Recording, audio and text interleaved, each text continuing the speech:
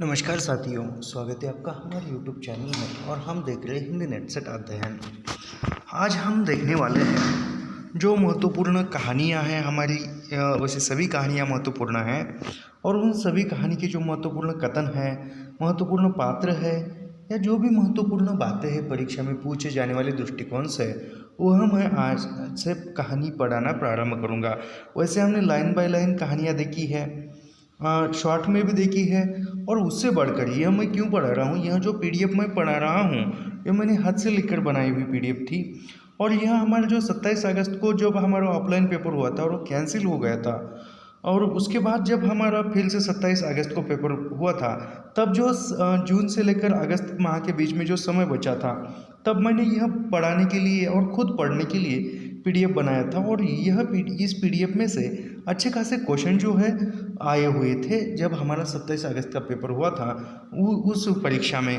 तो उसी दृष्टिकोण से हम आने वाले एग्ज़ाम में भी इसकी सरलता या इसके अंतर्गत से क्वेश्चन आ सकते हैं। इस दृष्टिकोण से हम आपके सम्मुख यहाँ कहानियों का पुनः एक रिवाइज करने के लिए ले आए हैं। तो यह सब कुछ हम निःशुल्क पढ़ाते हैं और निःशुल्क अध्ययन करने के लिए आप हमारे चैनल को सब्सक्राइब कीजिए, लाइक कीजिए और शेयर करना मत भूलिए। तो प्रारंभ करते हैं कहानियाँ, और कहानी में सबसे प्रथम जो कहानी है वह है चंद्रदेव से मेरी बातें। बंग महिला द्वारा लिखित है और बंग महिला का नाम ही राजेंद्र बाला घोष है। यह जो कहानी है चंद्रदेव से मेरी बातें, यह कहानी सर्वप्रथम सरस्वती पत्रिका में 1904 में प्रकाशित हुई थी। किस रूप में? निबंध रूप में प्रकाशित हुई थी। और यह चंद्रदेव से मेरी बातें कहानी पत्रात्मक शैली में लिखी हुई है। बहुदेव पांडे यानी बहुदेव पांडे ने चंद्रदेव से मेरी कहानी को, चंद्रदेव से मेरी बातें, इस कहानी को बहुदेव पांडे ने हिंदी की प्रथम कहानी, प्रथम पहली राजनीतिक कहानी कहा गया है, याद रखिए। यानी चंद्रदेव से मेरी बातें, इस कहानी को पहली राजनीतिक कहानी किसने माना है? तो बहुदेव पांडे ने माना है, याद रखिए। अब इस कहानी के पात्रों में लेखिका और चंद्रदेव दो ही पात्र है। लेखिका जो है पत्र के माध्यम से चंद्रदेव से बातें कर रही है।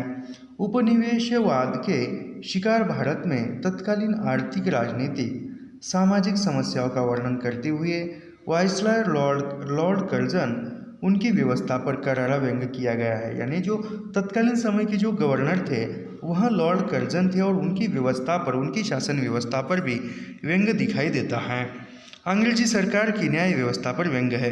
यानी लॉर्ड कर्जन की शासन व्यवस्था पर व्यंग है, अंग्रेजी शासन व्यवस्था पर व्यंग है। भारत की दीनहीन व्यवस्था को देख लेने का आग्रह चंद्रदेव से करती है। यानी चंद्रदेव से आग्रह क्या करती है? भारत की जो दीनहीन व्यवस्था है उसको देखने का आग्रह करती है लेखिका। प्रकृति से छेड़छाड़ पर व्यंग किया गया है। यानी प्रकृति को भी छेड़छाड़ हो रही है, उस पर भी व्यंग किया गया है। उसके बारे में लिखती है लेखिका, कलकत्ता आदि को देखकर आपके देवराज सुरेंद्र भी कहेंगे कि हमारी अमरावती को इसके आगे नीली फीकी सी जान पड़ती है। कलकत्ता विश्वविद्यालय के विद्वानों पर भी व्यंग किया गया। यानी कलकत्ता विश्वविद्यालय के जो विद्वान है उन पर भी व्यंग किया गया है। भगवान चंद्रदेव क्षमा कीजिए, ये कथन है, याद रखिए कथन है यह। भगवान चंद्रदेव क्षमा कीजिए, आप तो अमर है, आपको मृत्यु कहाँ, तब परलोक बनाना कैसा। यानी आपको जो है, आप अमर हो, आपको मृत्यु कहाँ है, तो अब परलोक बनाना कैसा।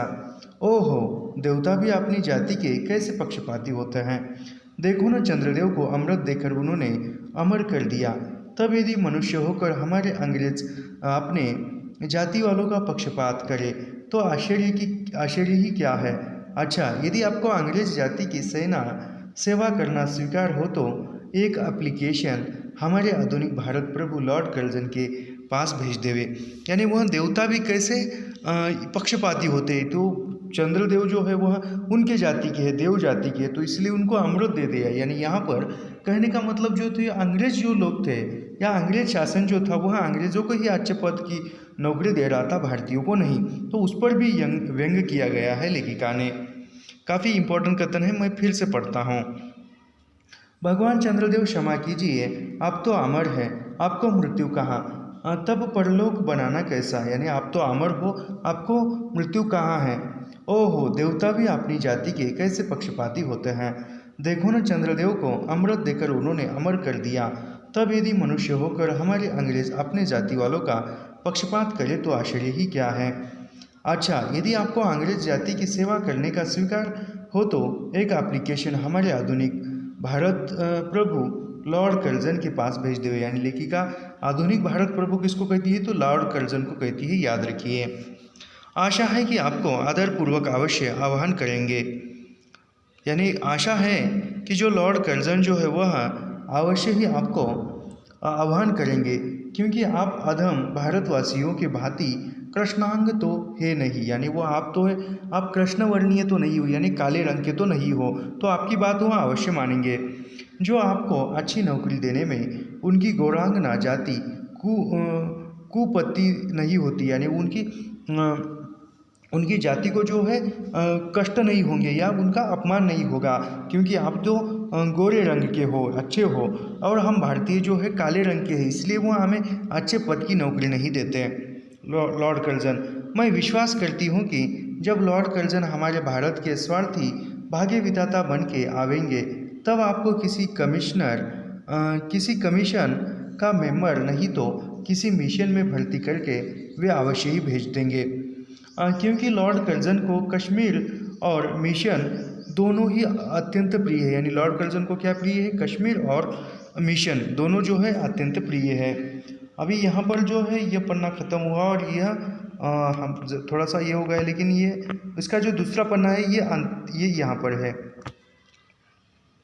मैं अनुमान करती हूँ कि आपके नेत्रों की ज्योति भी कुछ अवश्य ही मंद पड़ गई होगी। यानी वह चंद्रदेव को कहती कि आपके नेत्रों की जो ज्योति है, आपको जो देखने की जो दृष्टि है, वह भी कुछ मंद सी पड़ी होगी, क्योंकि आधुनिक भारत संतान लड़कपन से ही चश्मा धारण करने लगी है। इस कारण आप हमारे दीनहीन क्षीण प्रभ भारत को उतनी दूर से भली भांति न देख सकते होंगे। जिस योमवासिनी विद्युत देवी को स्पर्श तक करने का किसी व्यक्ति को साहस नहीं हो सकता। यानी जो बिजली है, उस बिजली को भी कोई छू नहीं सकता। यदि छुआ तो वो समझो उसका अंतिम टिकट जो है कट गया।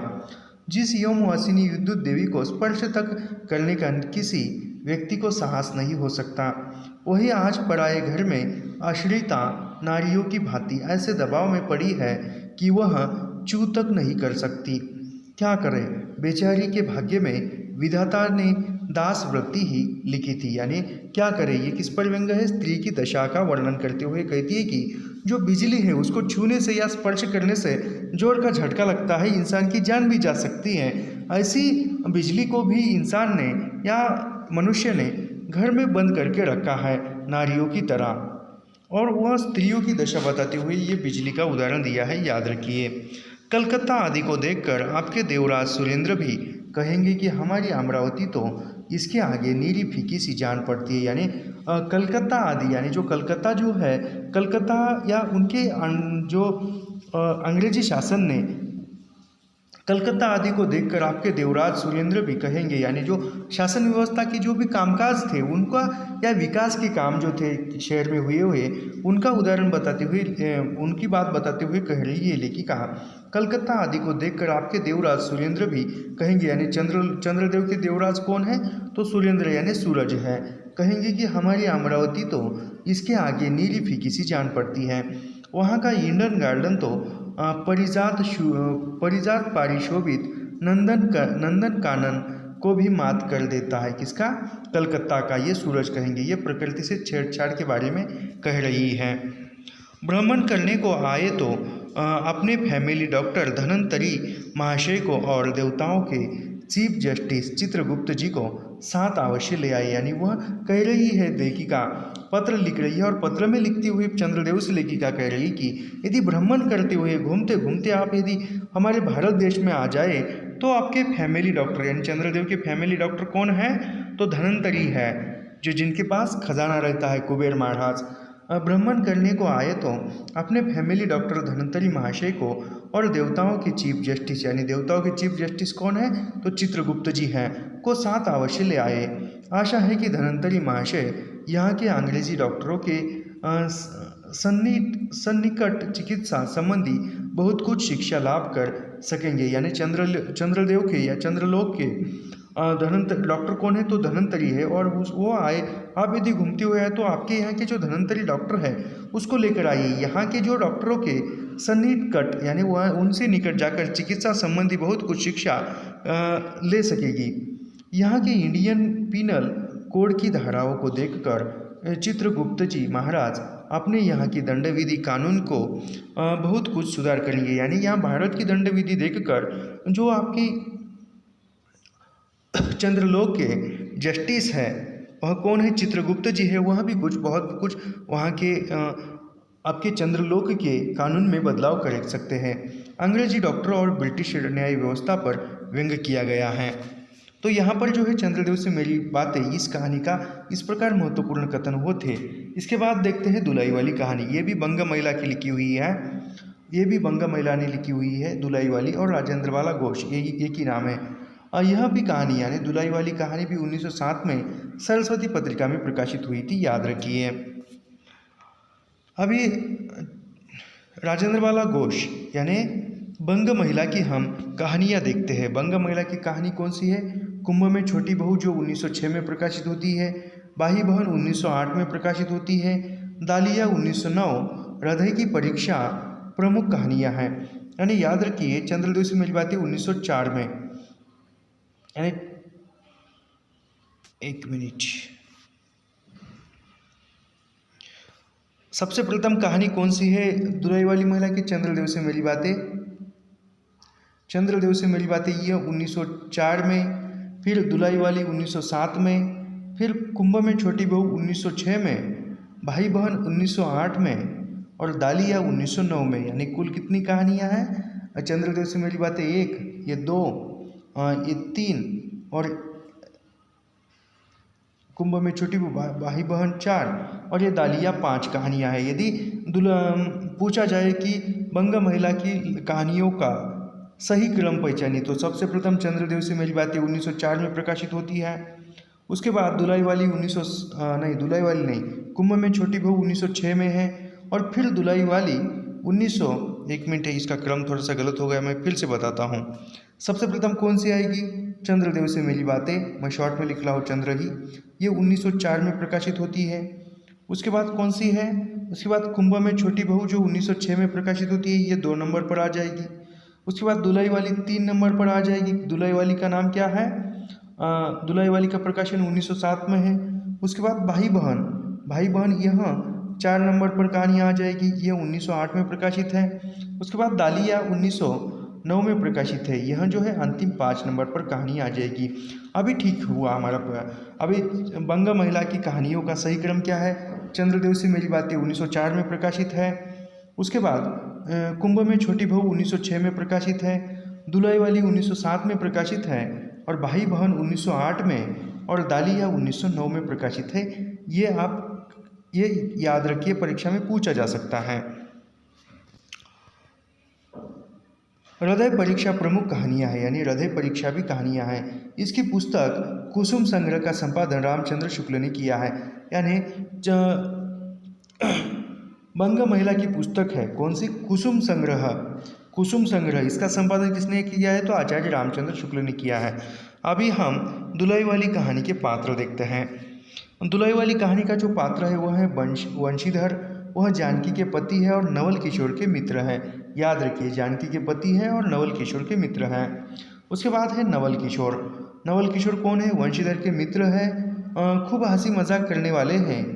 कलकत्ते से नई बहू को लेकर चले थे। ये हमने लाइन टू लाइन कहानी पढ़ी है, उसमें हमने इसका विस्तार किया हुआ है, अच्छा समझाया हुआ है। नवल किशोर वंशीधर के मित्र हैं और खूब हंसी मजाक करने वाले हैं। और उसके बाद ही कलकत्ते से अपनी नई नवेली दुल्हन को लेकर वह आते हैं। वंशीधर को तार भेजकर वह कहते थे कि जिन्हें ट्रेन से मिलेंगे, यानी ट्रेन में मिलेंगे। और एक बात है, नवल किशोर जो है नवल किशोर कट्टर स्वदेशी है। उसके बाद है जानकी।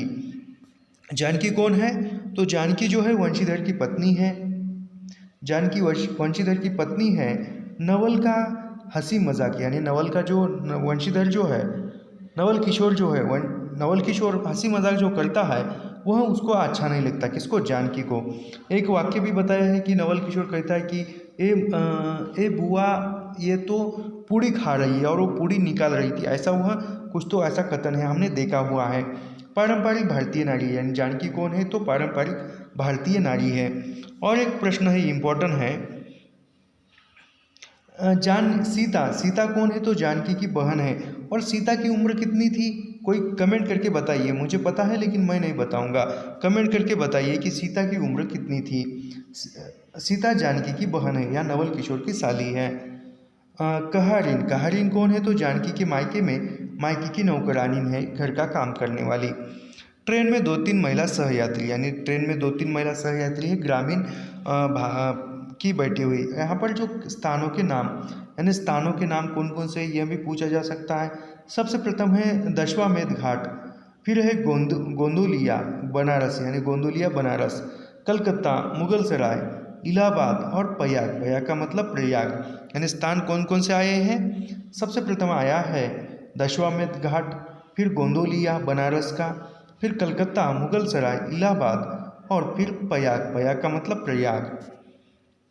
दुलाई वाली का अर्थ यानी दुलाई का अर्थ क्या है, दुलाई का अर्थ एक प्रकार का चादर, चुनरी, एक प्रकार का चादर भी है और चुनरी भी है, जिसे घूंघट के रूप में प्रयुक्त किया गया है, यानी ऐसे वह मुंह छुपाता है ना नवल किशोर, उस प्रकार। अभी यहाँ के हम इम्पोर्टेंट कथन देखेंगे। नाहक बिलायती चीज़ें मोल लेकर क्यों रुपए की बर्बादी की जाए, देशी लेने से भी दाम लगेगा, सही पर रहेगा तो देश ही में। ये कौन कहता है, ये सीता को कौन कहता है, उसका पति जो उसके पति वंशीधर कहता है जब वो नाहक विलायती चीज़ें मोल लेकर क्यों रुपए की बर्बादी की जाए, देशी लेने से भी दाम लगेगा, सही पर रहेगा तो देश ही में। यानी फिर वह कहता है वंशीधर अपनी पत्नी सीता को। खैर, दोनों मित्र अपनी अपनी घरवाली को लेकर राजी खुशी घर पहुँचे और मुझे भी उनकी यह राम कहानी लिखने से छुट्टी मिल गई। यह अंतिम कथन है इस कहानी का, और यहाँ पर जो है कहानी समाप्त होती है अंतिम कथन से। पहली ऊ यानी जो गांव की जो महिला है वो क्या कहती कि पहली ऊ मेहरारू बड़ी उजबक रहला बहला केहू के चिल्लाए से रेलीवा कहू खड़ी हुई, यानी कोई चिल्लाएगा तो ट्रेन जो है खड़ी रह जाएगी। अरे तुम क्या जानो, इन लोगों की हंसी ऐसी ही होती है। ये जानकी जो है, जानकी नवल किशोर की पत्नी को कहती है, हंसी में किसी के प्राण भी निकल जाए तो भी इन्हें दया नहीं। ये इम्पोर्टेंट कथन है और ये पूछा हुआ है। अरे तुम क्या जानो, इन लोगों की हंसी ऐसी ही होती है, हंसी में किसी के प्राण भी निकल जाए तो भी इन्हें दया नहीं।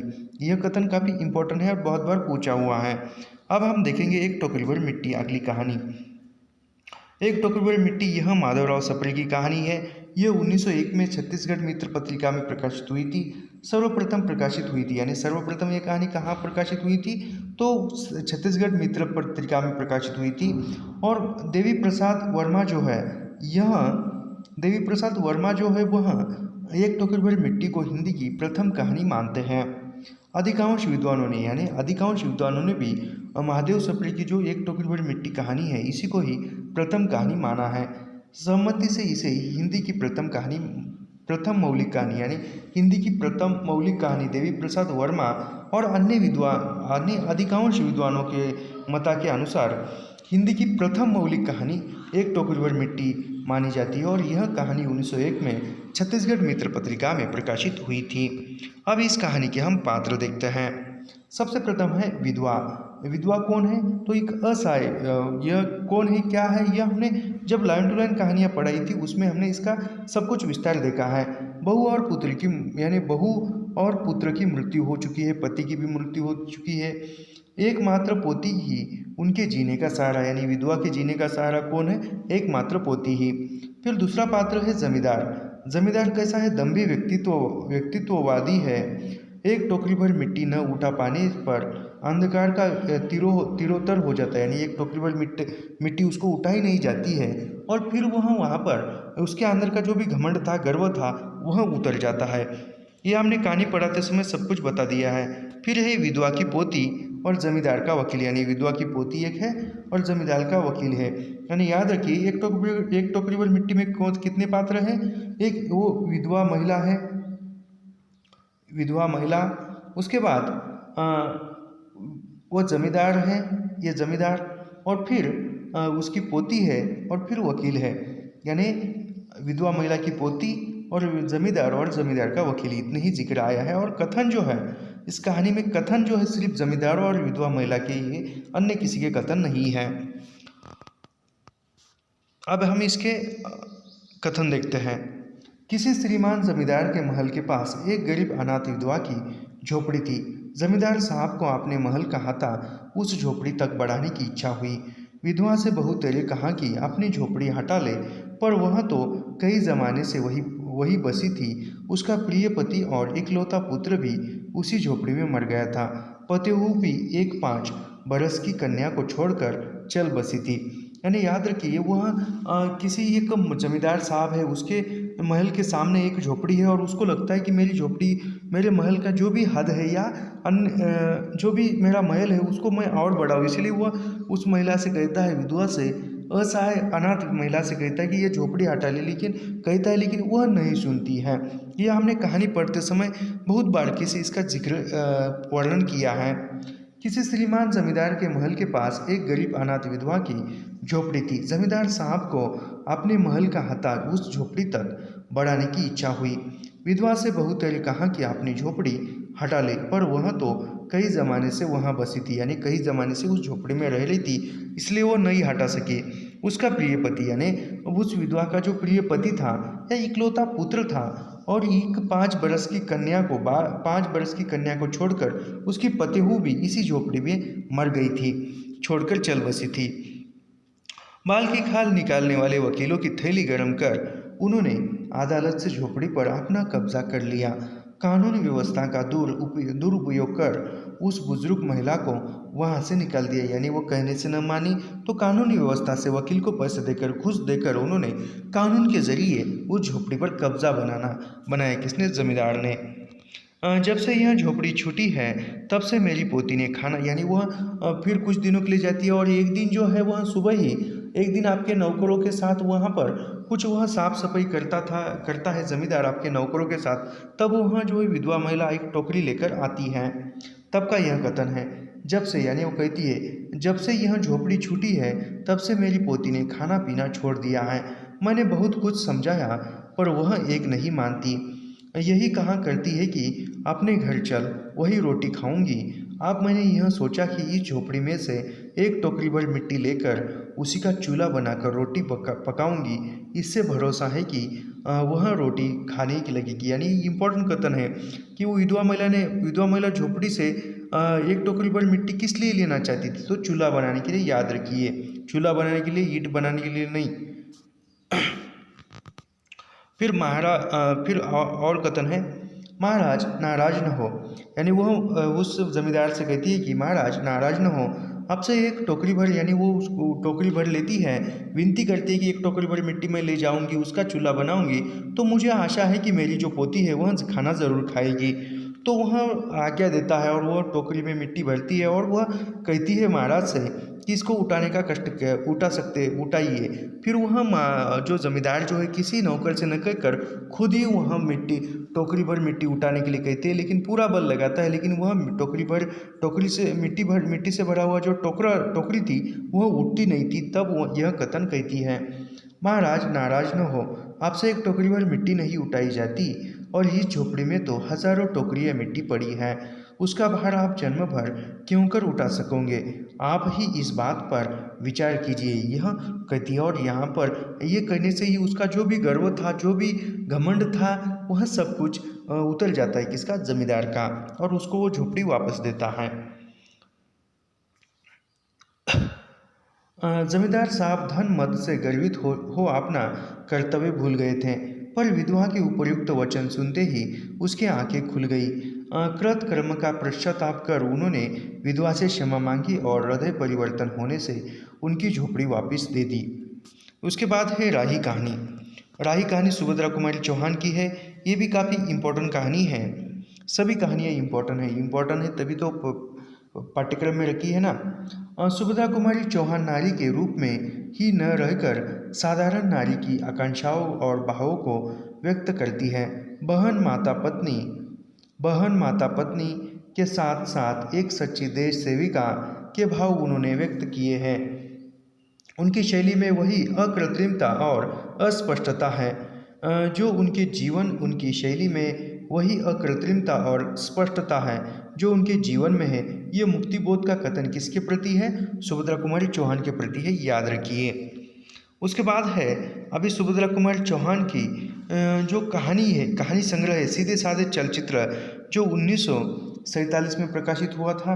और इसकी अंतिम कहानी संग्रह यानी सुभद्रा कुमारी चौहान का अंतिम कहानी संग्रह कौन सा है? सीधे साधे चलचित्र है।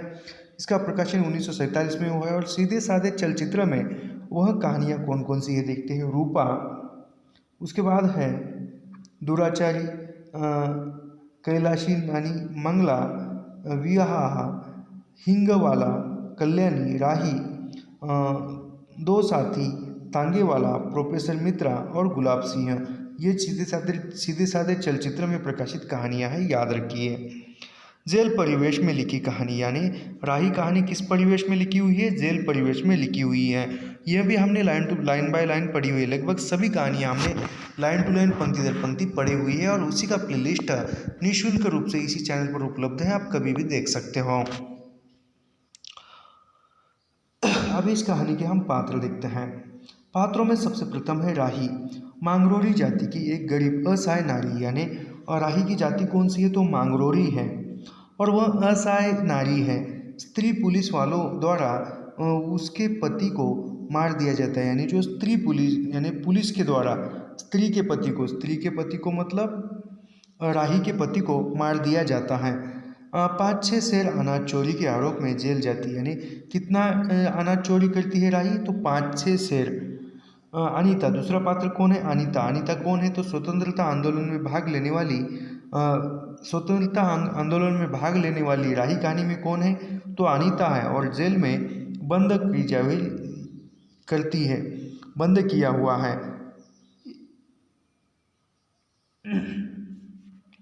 बच्चों के यानी फिर अन्य बच्चों राही का बेटा जिसके कारण लिए राही अनाज की चोरी करती है। यानी वह बेटे के लिए बेटा भी भूख से तड़प रहा होगा, इसलिए वह अनाज की चोरी करती है। यहाँ पर कथन देखते हैं। उस दिन घर में खाने को नहीं था, बच्चे भूख से तड़प रहे थे। बाजार में बहुत देर तक मांगा, बोझा ढोने के लिए टोकरा लेकर भी बैठी रही पर कुछ न मिला। यानी उस दिन बाजार में भीख मांगा, भीख भी न मिला, भूख भी लगी थी और फिर बोझा ढोने के लिए टोकरा भी लेकर बैठी, लेकिन बोझा ढोने का काम भी नहीं मिला पर कुछ न मिला। सामने किसी का बच्चा रो रहा था। यानी सामने किसी का बच्चा रो रहा था और वह बाजार में यानी बोझा ढोने के लिए टोकरा लेकर वह कहाँ पे बैठी थी? बाजार में बैठी थी। इम्पोर्टेंट है, ऐसे ही क्वेश्चन पूछे जा रहे हैं। बाजार में बैठी थी तो वह वहाँ पर किसी का बच्चा रो रहा था और उसे देखकर मुझे अपने भूखे बच्चों की याद आ गई। वहीं पर किसी की नाज की गठरी रखी हुई थी। यानी नाज की मतलब अनाज की गठरी रखी हुई थी। उसे लेकर भागी रही थी कि पुलिस वाले ने पकड़ लिया। यानी वह कहती है कि मैंने दिन भर भीख मांगी, घर में खाने के लिए कुछ नहीं था, भूख लगी थी, दिन भर भीख मांगा लेकिन भीख भी नहीं मिली, तो मैं बोझा ढोने का काम करने के लिए मैंने टोकरा लेकर बाजार में बैठे रही, लेकिन काम भी नहीं मिला। उतने में उसी सामने किसी का बच्चा रो रहा था और वहीं पर एक नाज की गठरी यानी अनाज की गठरी पड़ी हुई थी। उसको लेकर मैं भागी रही थी। वो रोता हुआ बच्चा देखकर मुझे मेरे भूखे बच्चों की याद आ गई और वह नाज की जो गठरी है वह लेकर मैं भागने ही वाली थी कि पुलिस वाले ने मुझे पकड़ लिया। तो ये राही अनीता से कहती है। काफ़ी इम्पोर्टेंट है सब कुछ। हम गरीबों की कोई नहीं सुनता, यानी वह और राही जो है अनीता को सरकार कहती है, ये भी बात याद रखिए। हम गरीबों की कोई नहीं सुनता सरकार, बच्चे आए थे। यानी वो कहती कि आपको जेल में कोई नहीं आया था, तो वह कहती कि राही हम गरीबों की कोई नहीं सुनता सरकार, बच्चे आए थे कचहरी में, मैंने सब कुछ कहाँ पर किसी ने नहीं सुना। राही हम सभी परमात्मा की संतान हैं, एक ही देश के निवासी है। यानी राही क्या कचहरी में, यानी वो क्या कहती है कि राही कहती है गरीबों की कोई नहीं सुनता सरकार, यानी हम गरीबों की कोई नहीं सुनता सरकार। बच्चे आए थे कचहरी में, मैंने सब कुछ कहाँ पर किसी ने नहीं सुना, यानी मैंने सब कुछ जो भी कहानी थी वह किसी ने नहीं सुनी, ये राही कह रही है। हम सभी परमात्मा की संतान हैं, एक ही देश के निवासी है। कम से कम हम सबको खाने पहनने का समान अधिकार तो है ही। फिर भी क्या बात है कि कुछ लोग तो बहुत आराम से रहते हैं और कुछ लोग तो पेट के अन्न के लिए चोरी करते हैं।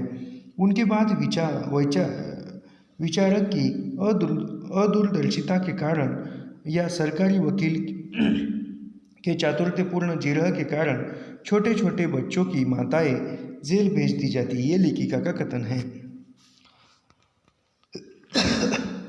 आगे का कथन देखते हैं। हम जेल जाकर ए क्लास बी क्लास के लिए झगड़ते हैं, यानी जेल में भी ए क्लास बी क्लास रहता है और हम जेल जाकर, ये अनीता का कथन है। और अनीता क्या कहती है कि हम जेल जाकर ए क्लास के लिए बी क्लास के लिए झगड़ते हैं। जेल आकर ही हम कौन सा बड़ा त्याग करते हैं। जेल में हमें कौन सा कष्ट रहता है, सिवाय इसके कि हमारे माथे पर नेतृत्व की झील लग जाती है। हम बड़े अभिमान से कहते हैं कि यह हमारी चौथी जेल यात्रा है, यह हमारी 5वीं जेल यात्रा है, और अपनी जेल यात्रा के किस्से बार बार सुना कर आत्मगौरव अनुभव करते हैं। यानी कि जेल में जाने के बाद वो हम कहते हैं कि ये मेरी पहली जेल यात्रा है, तीसरी है, चौथी है, ऐसी वो जेल यात्रा की बातें सुना कर हम जो है आत्मगौरव जो है अनुभव करते हैं। तात्पर्य यह है कि हम जितनी बार जेल जा चुके होते हैं उतनी ही सीढ़ी हम देशभक्ति और त्याग से दूसरों से ऊपर 30 हो जाते हैं। यानी हम जेल जाते हैं और लौट आते हैं तो देशभक्ति के बारे में या त्याग के बारे में हम दूसरों से कहीं 30 गुना जो है हम बढ़ जाते हैं। और इसके बल पर जेल से छूटने के बाद कांग्रेस को राजकीय सत्ता मिलते ही हम मिनिस्टर, स्थानीय संस्थानों के मेंबर और क्या क्या हो जाते हैं। ये अनीता का कथन है।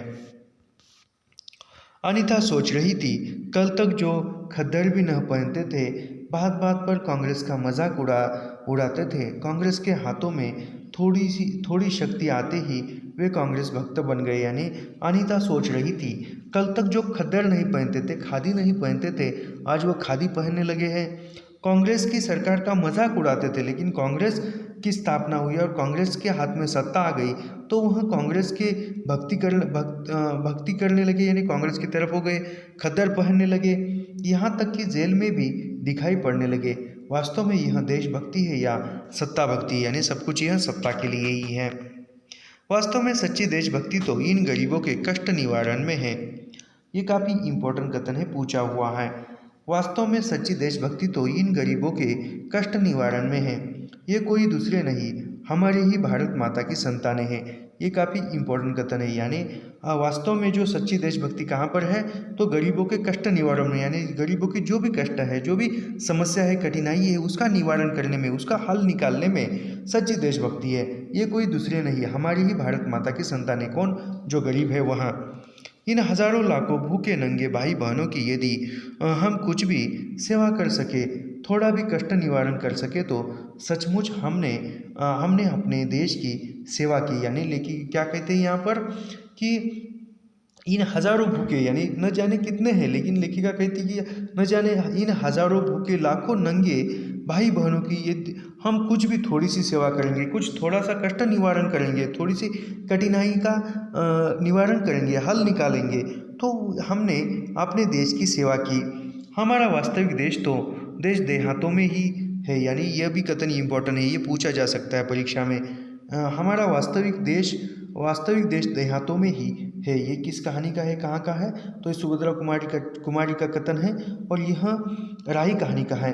किसानों की दुर्दशा से हम सभी थोड़े बहुत परिचित हैं, पर इन गरीबों के पास न घर है न द्वार, अशिक्षा और अज्ञान का इतना गहरा पर्दा उनकी आंखों पर है कि होश संभालते ही माता पुत्री को और सास बहू को चोरी की शिक्षा देती है।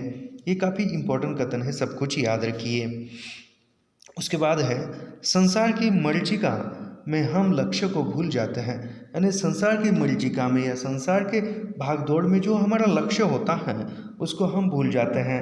सतह के ऊपर तक पहुंच पाने वाली कुछ एक महान आत्माओं को छोड़कर सारा जन समुदाय संसार में अपने को खोया हुआ पाता है। कर्तव्य अकर्तव्य का उसे ध्यान नहीं, सत्य असत्य की समझ नहीं, अन्यथा मानवीयता से बढ़कर कौन सा मानव धर्म है। यहाँ पर जो है, अरे ये पीडीएफ समाप्त हो गया, ये पीडीएफ समाप्त हो गया है। तो ये लगभग कितना 35 मिनट का हुआ है। तो यहाँ पर हम रुकते हैं और ऐसे ही सब कुछ हम देखेंगे, सभी कहानियों का कुछ शॉर्ट में और महत्वपूर्ण है। और इस पर लगभग पीछे जो हमारा पेपर होता नेट का, उसमें से इस पीडीएफ में से बहुत सारे क्वेश्चन जो थे फंसे हुए थे। मैंने बाद में बताया ही था कि हमने हमारी क्लास से कितने क्वेश्चन पूछे गए, कहाँ कहाँ से आए थे, किस किस से, मैंने ऐसे स्क्रीनशॉट निकाल कर बताया था। तो ऐसे ही अध्ययन करने के लिए हमारे चैनल को सब्सक्राइब कीजिए, लाइक कीजिए और शेयर करना मत भूलिए। मिलते हैं नेक्स्ट वीडियो में। धन्यवाद।